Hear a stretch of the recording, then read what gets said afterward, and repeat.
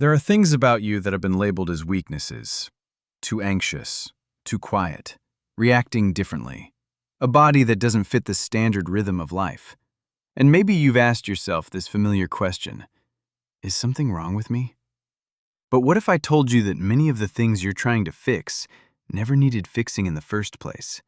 What if every hidden advantage you carry isn't about becoming more like everyone else, but about how your brain and body already operate? And what if the reactions that make you feel out of place today were once the very traits that helped humans survive a far harsher world? This video doesn't promise to turn every struggle into magic, but it does something more important. Science explained in a way that's close, human, and easy to grasp. Not cold science, but science tied to sensations you've lived with for years. We live in a modern world that's fast, loud, and standardized, while your brain and physiology still carry very old algorithms. Algorithms built for survival, vigilance, adaptation, and energy conservation. When those two worlds collide, you start to think you're the problem. In this video, we'll unpack each familiar weakness, not to sugarcoat them, but to understand them. Because sometimes what you need isn't to change yourself, it's to finally read yourself correctly for the first time. Left-handedness. When not fitting in becomes a weapon. If you're left-handed, you probably know this feeling well. Scissors never quite fit.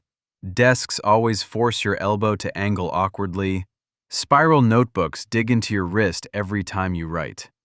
Nothing is completely unusable. It just always feels like you're moving against the current. But the problem isn't you.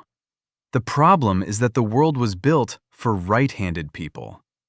About 90% of humans are right-handed. That means tools, classrooms, and work systems all assume one default direction. When you're left-handed, your brain has no choice but to adapt. You learn to switch hands, reverse processes, and solve problems along paths most people never take. This happens quietly, repeatedly, and over time, it changes how your brain wires itself. Studies show that left-handed people often have stronger communication between the two hemispheres of the brain. Put simply, your brain gets used to viewing problems from multiple angles at the same time. This is especially noticeable in creative fields and systems-level thinking. Leonardo da Vinci is a classic example. He was left-handed in an era when that was considered abnormal. He wrote backward from right to left, drew, designed, studied anatomy, mechanics, and painting with a mind that didn't follow conventional rules. Not being confined by the correct way of doing things allowed him to connect art and science, producing ideas far ahead of his time. Left-handedness isn't a design flaw. It's a variation that forces the brain to become more flexible. You're not off-standard. You were trained to think differently from the very beginning. Baldness. When the body chooses performance over appearance. There's a moment many people recognize instantly. You're standing in front of the mirror. The overhead light hits just right, and you notice your hairline has pulled back a little more. Your stomach drops. A very modern thought kicks in. I'm losing something. But biology doesn't see it that way. From an evolutionary perspective, hair isn't decoration. It's insulation. It's great for retaining heat in cold environments, but when temperatures rise, when the body is highly active, or when the brain is working non-stop, that natural wool sweater becomes a liability. The body needs to shed heat faster. That's where baldness enters, not as a failure, but as an adjustment. A hairless scalp releases heat more efficiently. Sweat evaporates faster. Excess heat escapes with less resistance. That's why in many high-performance environments, from the military to elite sports to physically demanding work, shaved or bald heads are so common. Low maintenance, low interference. Function first. Then there's the social layer. Studies show that the same face without hair is often perceived as stronger, more decisive, and more authoritative. The human brain instinctively links baldness with power and dominance, a leftover reflex from how we once read status within groups. Of course, modern culture still celebrates thick hair, and hair loss can hurt confidence. But the key thing to understand is this: your body isn't breaking. It's prioritizing performance over decoration. Not a loss, a simplification. Introversion, when your brain needs quiet to work better. If you've ever left a party feeling completely drained while everyone else seemed energized, you've probably wondered if something was wrong with you. You don't hate people. You're just exhausted by too many voices, too many faces, too much happening at once. And in a world that's always loud, that often gets mistaken for being cold or distant. But your brain is simply running on a different operating system. Introverted brains process stimulation more deeply. Instead of skimming across social signals, they slow down, analyze, and connect them. In crowded environments, too much input at once overwhelms that system, not because it's weak, but because it works thoroughly. Like a computer trying to run too many heavy tabs at the same time. Here's the part many people don't realize. When introverts are alone, their brains often show increased activity in areas tied to memory, imagination, and creative thinking. Less external noise means more room for internal thought. Silence isn't emptiness. It's fuel. That's why so many writers, scientists, and deep thinkers prefer working alone. Not because they dislike the world, but because that's when their minds function at their best. They notice things others miss because they're actually listening. You don't need to become more extroverted to be normal. Your brain doesn't recharge in crowds. It recharges in quiet. And in a world that never stops talking, that isn't a weakness. It's a different mode of power. Anxiety, when your brain is always one step ahead. If you're someone who worries a lot, this scene will feel familiar. You leave the house, then turn back to check the door. You send an email, then reread it 3 times. Before a short trip, your mind has already run through every scenario. What if I'm late? What if there's traffic? What if I forget something? While others say, "We'll figure it out when we get there," your brain has already figured it out. Living like this is exhausting, and at some point you've probably thought, something must be wrong with me. But anxiety isn't a defect. It's an alarm system tuned a little too sensitive. An anxious brain constantly simulates the future. It runs worst-case scenarios before they happen, not to torture you, but to prepare you. Biologically, this is a form of heightened vigilance. Your system is saying, if something goes wrong, I want to be ready. In the past, this kind of brain was extremely valuable. While the group relaxed, the anxious person noticed unfamiliar footprints, picked up on strange sounds, or saw subtle shifts in the sky. The calm ones slept well. The anxious ones survived. Today, the threats aren't predators, but the mechanism is the same. Anxious people are often the ones who plan backups, catch errors before everything falls apart, and notice small details others miss. They bring the spare charger, remind everyone of deadlines, and save the group from avoidable mistakes. Of course, too much anxiety can drain you. But the important thing to understand is this: your brain isn't trying to sabotage you. It's trying to protect you in a world that changes too fast. You're not weak. You're on watch. Dyslexia, when your brain is wired to see the big picture. If you've ever looked at a page of text and felt like the letters were moving, flipping, or refusing to stay still, you may have started to believe you're bad at school. In classrooms where everything revolves around fast reading, perfect spelling, and keeping up with lines of text, falling behind can feel like failure, early and often.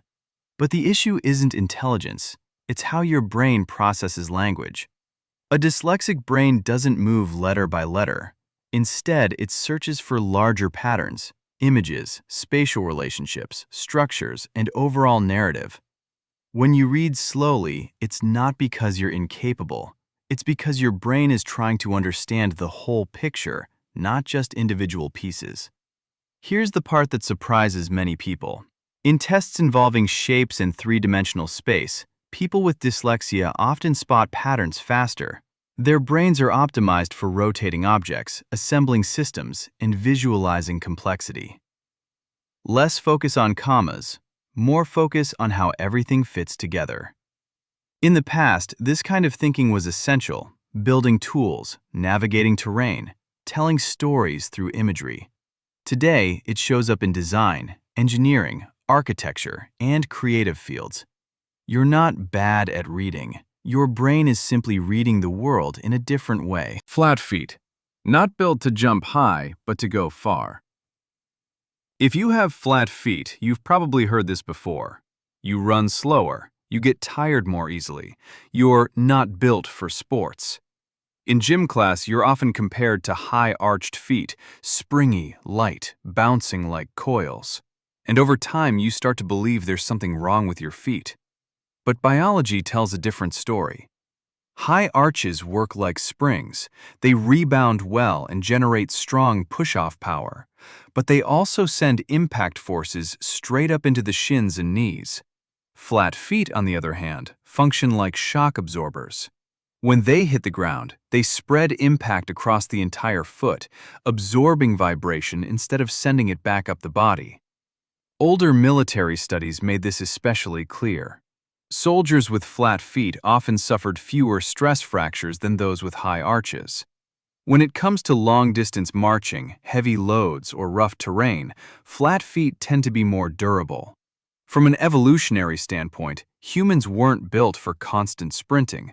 We were built to travel long distances, to track prey for hours, to move across uneven landscapes. In those conditions, stability and load tolerance mattered more than explosive speed. In the modern world, where everything is measured by speed and height, flat feet are often misunderstood as weak. But your body didn't choose weakness, it chose endurance. You may not leap like a cheetah, but you can march all day like a tank. Short stature, a body built for stability and endurance. If you're shorter than average, you're used to being measured by someone else's ruler. Comparing heights in group photos, reaching for items on high shelves, hearing half-joking comments that make it sound like your body is missing something. But physics is actually on your side. A shorter body has a lower center of gravity. That means better stability, quicker direction changes, and less loss of balance.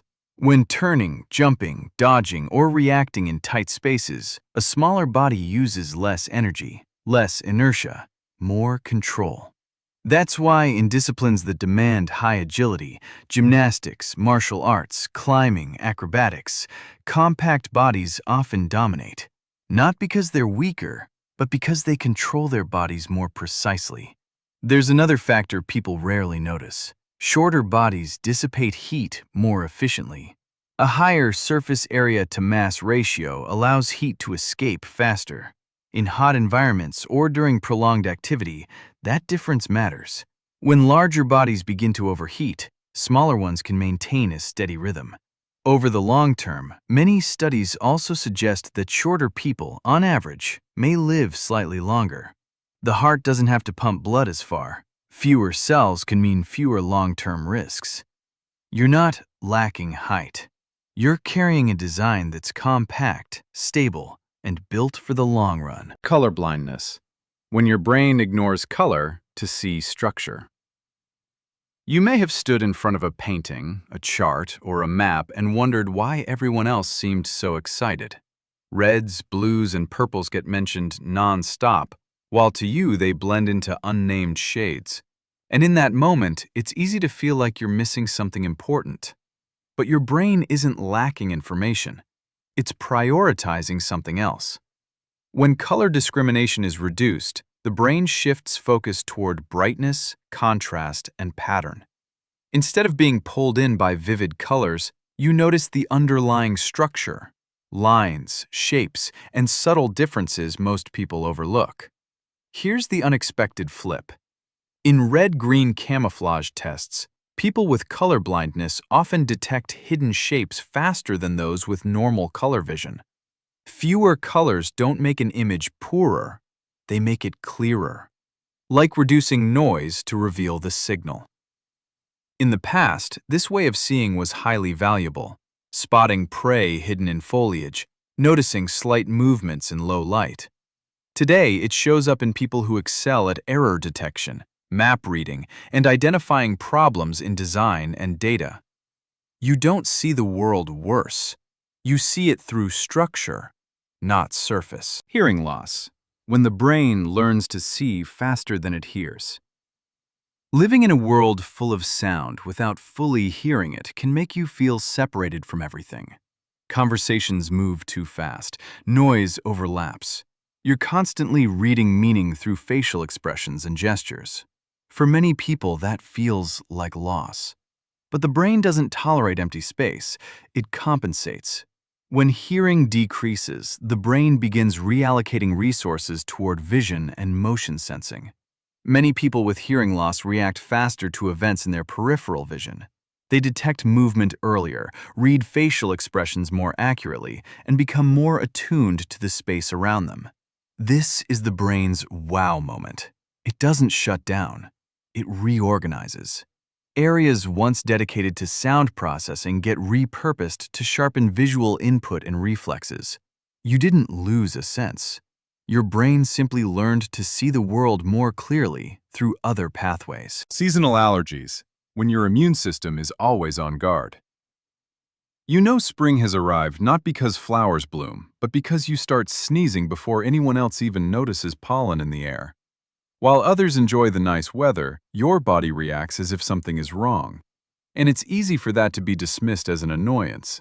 But your immune system isn't confused, it's just overly vigilant. The brains and immune systems of people prone to allergies tend to monitor the environment closely. Tiny particles others ignore are enough to trigger a response. Biologically, this functions as an environmental early warning system. It detects changes fast, sometimes faster than the average nose ever could. In the past, this level of alertness helped humans avoid mold, toxins, and dangerous environments. Today, it makes life uncomfortable, but it also pushes you to be more aware of air quality, hygiene, and your surroundings. You're not fragile. Your body is simply standing guard in a world where threats are no longer obvious. Face blindness, when the brain remembers people differently. You've probably greeted the wrong person before, or worse, failed to greet someone you know because you didn't recognize them. It's an awkward moment, and it's easy to blame yourself for being careless or absent-minded. But for some people, not recognizing faces isn't a mistake. It's how the brain works. When the brain doesn't process faces in the usual way, it leans on other signals instead. Voice, gait, speech rhythm, the way someone enters a room. Instead of memorizing images, your brain memorizes essence. Interestingly, people with face blindness are often less influenced by appearance. They listen more, pay closer attention to behavior, and remember others by how they made them feel. You're not uncaring. Your brain is simply skipping the surface to keep what matters more, the person behind the face. Lactose intolerance, when your body forces you to eat differently. You drink a glass of milk, eat an ice cream, or order a cheesy pizza. Minutes later, your body responds very clearly, as if it's saying, "No thank you." While everyone else feels fine, you're left wondering why you're different. But the truth is, you're not the exception. Worldwide, about 2/3 of adults don't digest lactose well. In other words, people who can drink milk comfortably are actually the minority. By default, the human body is designed to stop digesting milk as it matures. Lactose intolerance happens when the enzyme lactase gradually decreases with age. For our ancestors, this made perfect sense. Milk was only necessary early in life. As adults, humans shifted to meat, roots, grains, and fermented foods, no longer relying on a single food source. In the modern world, where dairy is everywhere, being lactose intolerant gets labeled as inconvenient. But that inconvenience pushes you toward dietary diversity. You turn to nuts, vegetables, legumes, and fermented foods. You learn to substitute, experiment, and eat more flexibly. Over time, consuming less dairy can also mean lower intake of saturated fat and reduced exposure to certain growth-related hormones linked to chronic disease risk. Not a guarantee, but a biologically safer direction. Your body isn't rejecting food. It's guiding you down a different path. Alcohol intolerance, a built-in emergency brake. You've only had one drink while everyone else is still raising their glasses. Your face heats up, your heart starts racing, and your head feels light. Very quickly, your body sends a clear message: stop. In social settings, that can make you feel out of place, like you're not fitting in. But this reaction isn't weakness, it's protection. In some people, the enzymes that break down alcohol work more slowly. Toxic intermediate compounds build up faster, triggering flushing, nausea, and discomfort. That unpleasant feeling isn't an accident. It's an early warning signal. This is the wow moment where the brain and liver work together. The body installs a biological emergency brake that makes excessive drinking difficult. The result is a significantly lower risk of alcohol addiction and liver damage. You're not less fun. Your body simply knows when to stop, to protect itself. If there's one thread running through all of these stories, it's this. Your body and brain are not random. What were once labeled as disadvantages exist for a reason. They are the result of physiology and evolution, optimized for survival, not for fitting neatly into the modern world. When you understand that, a lot of self-blame begins to soften. You're not wrong. You're just different. If this video helped you see yourself in a new way, share it with someone you think needs to hear this. Leave a comment about the weakness that once made you feel most insecure, and together, let's learn how to truly read every hidden advantage within ourselves.